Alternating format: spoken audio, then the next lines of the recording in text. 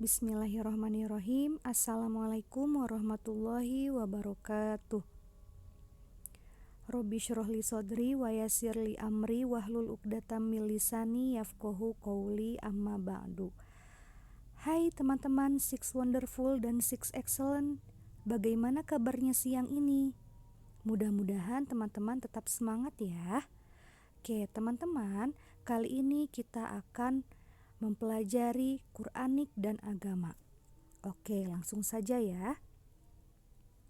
Untuk Quraniknya kita masih membahas tentang izhar. Jadi minggu sebelumnya kita sudah mempelajari izhar, yaitu huruf alif, ha kecil, dan kho. Nah, untuk hari ini kita akan membahas izharnya, yaitu huruf ain, goin, dan ha besar. Oke, langsung saja. Kita review lagi. Izhar itu artinya jelas atau tegas. Apabila ada nun mati atau tanwin bertemu dengan salah satu huruf izhar, maka dibaca jelas atau tegas.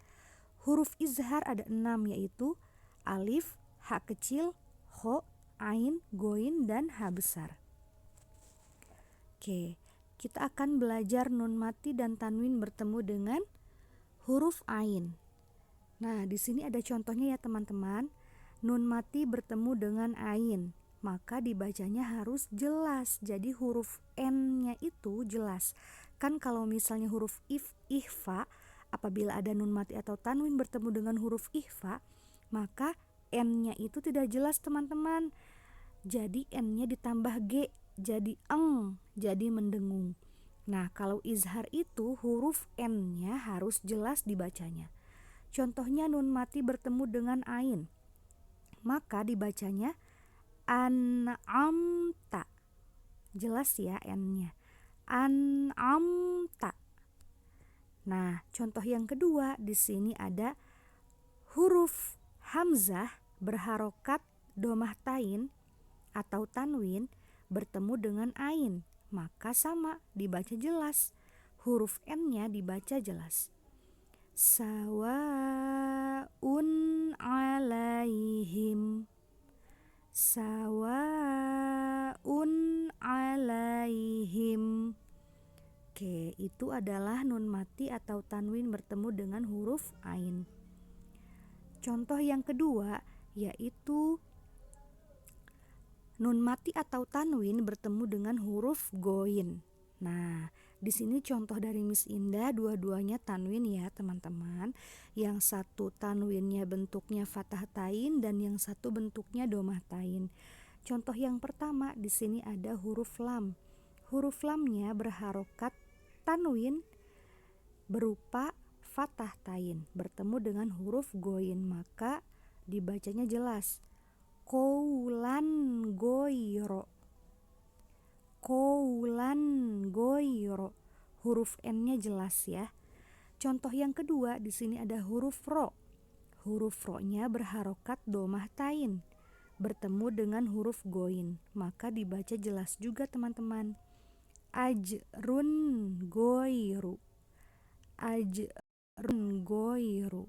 Jelas ya teman-teman huruf N-nya. Dan yang terakhir di sini ada nun mati bertemu dengan huruf H. Huruf H besar ya teman-teman, bukan H kecil. Di sini yang pertama ada alif, kemudian nun mati, kemudian bertemu dengan huruf H. Maka dibacanya jelas. Tahtihal anhar. Contoh yang kedua, wa kula minha. Nah, itu ya teman-teman ya. Untuk pembelajaran Quranik hari ini, nun mati atau tanwin bertemu dengan huruf ain, goin, dan ha besar. Nah, mudah-mudahan kita semua bisa mengaplikasikannya dalam kehidupan sehari-hari. Ketika kita menemukan nun mati atau tanwin bertemu dengan huruf izhar yang ada 6 tadi, maka dibacanya harus jelas. Oke, kita lanjut ya teman-teman ke pembelajaran agama. Kita akan review tentang beriman kepada kodo dan kodar. Kita sudah tahu ya teman-teman ya, beriman kepada kodo dan kodar itu merupakan rukun iman yang keenam ya. Nah, apa itu kodo? Kodo adalah ketentuan Allah Subhanahu wa Ta'ala terhadap seluruh makhluknya. Nah, makhluk Allah itu apa saja? Manusia, hewan, tumbuhan, alam semesta beserta isinya ya. Nah, kemudian ketentuan Allah ini sudah ada atau sudah ditetapkan oleh Allah sejak zaman azali, yaitu zaman di mana sebelum Allah menciptakan segala sesuatu. Jadi sebelum kita ada, sebelum bumi ini ada, Allah sudah menetapkan takdir untuk kita semua ya. Nah, contoh kodo apa teman-teman? Kelahiran seseorang. Nah, itu sudah Allah tetapkan sejak zaman dahulu. Tanggal berapa, bulan berapa, tahun berapa itu sudah Allah tetapkan. Kematian. Nah, sama kematian juga ya, meninggalnya seseorang. Itu sudah Allah tetapkan sejak zaman azali. Yang ketiga, jenis kelamin. Ya betul, jenis kelamin ketika dilahirkan ke dunia itu juga sudah Allah tetapkan sejak zaman azali. Rezeki. Nah, rezeki juga sama ya teman-teman, sudah Allah tetapkan sejak zaman azali. Musibah, adanya gempa, adanya tsunami, adanya kebakaran dan lain sebagainya itu sudah Allah tetapkan sejak zaman azali, dan masih banyak lagi ketetapan-ketetapan yang Allah sudah tetapkan ya sejak zaman azali. Misalnya Allah menerbitkan matahari ya, Allah menenggelamkan matahari. Nah, itu sudah Allah tetapkan juga sejak zaman azali. Nah, sekarang kodar. Apa itu kodar? Kodar itu adalah kodar adalah ukuran dari ketetapan Allah terhadap seluruh makhluknya. Jadi saling melengkapi ya teman-teman. Kodar ini ukuran dari kodo ya. Nah, contohnya apa nih teman-teman? Misalnya tadi kan lahirnya seseorang itu adalah kodo, ketetapan Allah. Kodarnya,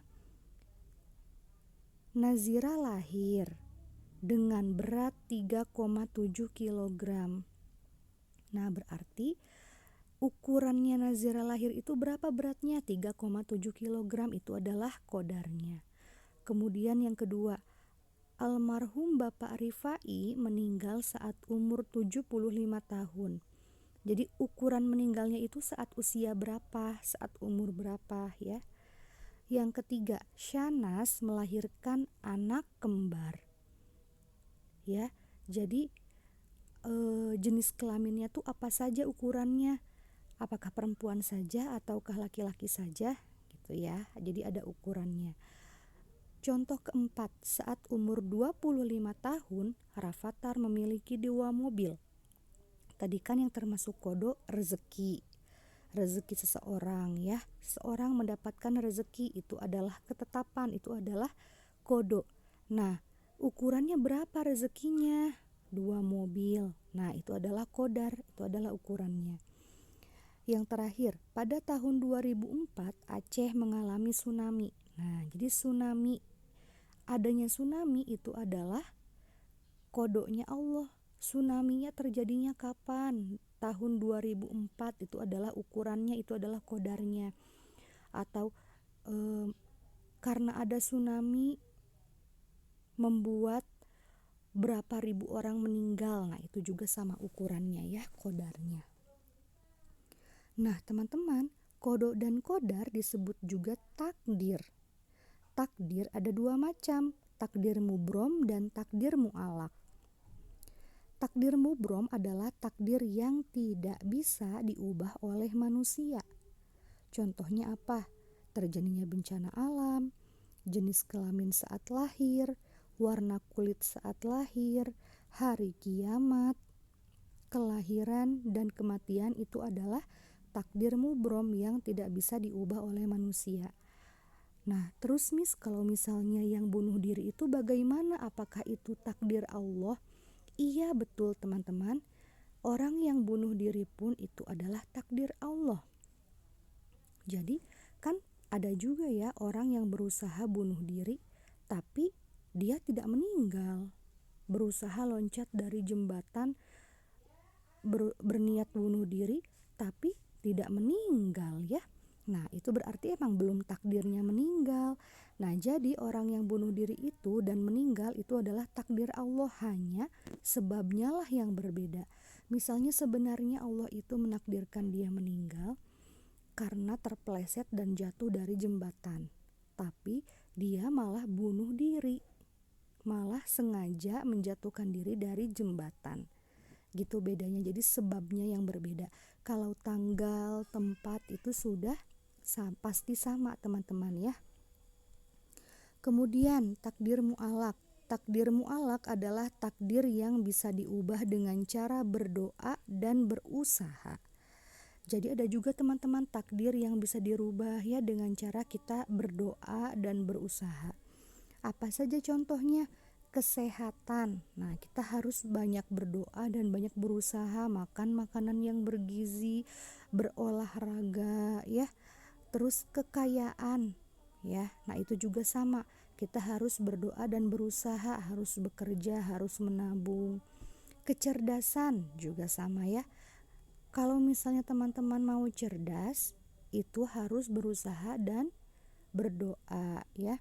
Menjadi pribadi yang disenangi sesama berarti harus sopan, harus ramah, harus jujur dan lain sebagainya. Kepandaian memasak itu juga bisa dirubah. Kepandaian menjahit itu juga bisa dirubah dan lain sebagainya. Nah, contoh beriman kepada qada dan qadar dalam kehidupan sehari-hari apa? Yang pertama adalah sabar terhadap segala yang terjadi. Jadi apapun yang terjadi kepada diri kita, itu kita harus sabar. Kemudian yang kedua, rajin dan giat dalam berusaha ya. Itu berarti kita beriman kepada qada dan qadar ya, beriman kepada takdir tadi ya, yang takdir mu'alaq. Yang ketiga, husnuzon ya, berpikiran baik dan optimis dalam menjalani hidup. Jadi jangan gampang menyerah ya. Jangan rendah diri gitu ya. Jangan pesimis. Yang keempat, berusaha tawakal dalam keadaan apapun. Ketika kita sudah berdoa dan berusaha untuk mencapai sesuatu, nah, kita harus bertawakal, berserah diri kepada Allah ya. Serahkan semuanya kepada Allah. Karena Allah itu pasti memberikan keputusan yang terbaik bagi setiap hambanya. Kalau hikmah beriman kepada qada dan qadar apa? Nah, setelah kita beriman kepada qada dan qadar, itu kita mendapatkan hikmahnya. Yang pertama, kita termasuk golongan orang yang beriman. Yang kedua, membangkitkan semangat untuk berusaha karena kita tahu, oh iya, ada takdir mu'alaq. Ada takdir yang bisa diubah dengan cara berdoa dan berusaha, sehingga membangkitkan semangat kita untuk berusaha. Yang ketiga, memiliki jiwa yang tenang. Jadi tadi kan ya, setelah kita berdoa dan berusaha, kita bertawakal, berserah diri kepada Allah. Terserah keputusan Allah seperti apa, karena Allah itu akan memberikan yang terbaik kepada setiap hambanya ya. Jadi kadang-kadang kita mengira bahwa hal tersebut buruk, padahal sebenarnya baik. Begitupun sebaliknya. Jadi kalau kita bertawakal, berserah diri kepada Allah, nah hati kita akan tenang. Yang keempat, terhindar dari sifat sombong. Kenapa? Karena kita tahu kita hanya manusia biasa. Yang bisa menentukan apapun, yang bisa menetapkan apapun adalah Allah, hanya Allah. Jadi kita gak bisa sombong gitu teman-teman ya. Nah itu ya teman-teman, review dari beriman kepada qada dan qadar. Nah, untuk sekarang Miss Indah akan menjelaskan tugas yang harus teman-teman kerjakan ya. Tugas tahfiz. Tugas tahfiznya yaitu teman-teman silahkan hafalkan Quran surat Al-Infitor. Video Oh maaf teman-teman, ini maksudnya Quran surat At-Takwir. Sekali lagi maaf ya, Quran surat At-Takwir. Kalau surat Al-Infitor kan paling lambat dikumpulkan besok ya teman-teman, hari Jumat. Nah, kalau Quran surat At-Takwir itu teman-teman paling lambat dikirim ke WhatsApp Miss Indah hari Minggu 22 November 2020. Semangat ya teman-teman menghafalnya. Kita harus ingat tips-tips dari kakak Fatan dan kakak Novan ya. Kalau misalnya mau cepat bisa menghafal ayat Al-Quran, yang pertama niat, yang kedua harus disiplin waktu. Benar-benar kita sediakan waktu setiap hari untuk menghafal ayat Al-Quran. Yang ketiga sering diulang-ulang, bahkan dipakai ketika sholat ya. Dan jauhkan handphone ketika menghafal ayat Al-Quran. Teman-teman mendingan menghafal Al-Qurannya, menghafal suratnya dengan Al-Quran ya, dengan juz amma. Kalau bisa jangan dari handphone menghafalnya ya teman-teman ya. Sekali lagi, yang belum mengumpulkan video hafalan surat Al-Infitor itu besok paling lambat ya teman-teman, hari Jumat. Nah, kalau surat At-Takwir itu adalah hari Minggu tanggal 22 November 2020. Nah, tugas Quraniknya apa? Tuliskan contoh nun mati atau tanwin bertemu dengan ain, goin, dan hak besar masing-masing 2 contoh. Jadi nun mati atau tanwin bertemu ain 2 contoh. Nun mati atau tanwin bertemu goin 2 contoh. Nun mati atau tanwin bertemu hak besar 2 contoh. Tidak boleh sama dengan contoh yang ada di PowerPoint ini. Teman-teman silahkan cari yang lain ya. Tidak boleh menyalin contoh yang ada di PowerPoint ini. Tugas paling lambat diupload ke link yang akan Miss Indah share hari ini jam 5 sore ya, paling telat. Nah, kalau agama tidak ada tugas ya teman-teman, tapi ini ada pengumuman. Pengumumannya Jumat depan kita akan melaksanakan kuis Quranik tentang izhar dan juga kuis agama tentang beriman kepada kodo dan kodar. Nah, itu saja ya teman-teman yang dapat Miss Indah sampaikan. Terima kasih banyak sudah mendengarkan penjelasan materi Quranik dan agama dengan sangat baik. Apabila ada yang mau ditanyakan, langsung saja tanya ke Miss Indah ya, boleh di grup ataupun japri. Oke, sekian dari Miss Indah teman-teman. Wassalamualaikum warahmatullahi wabarakatuh.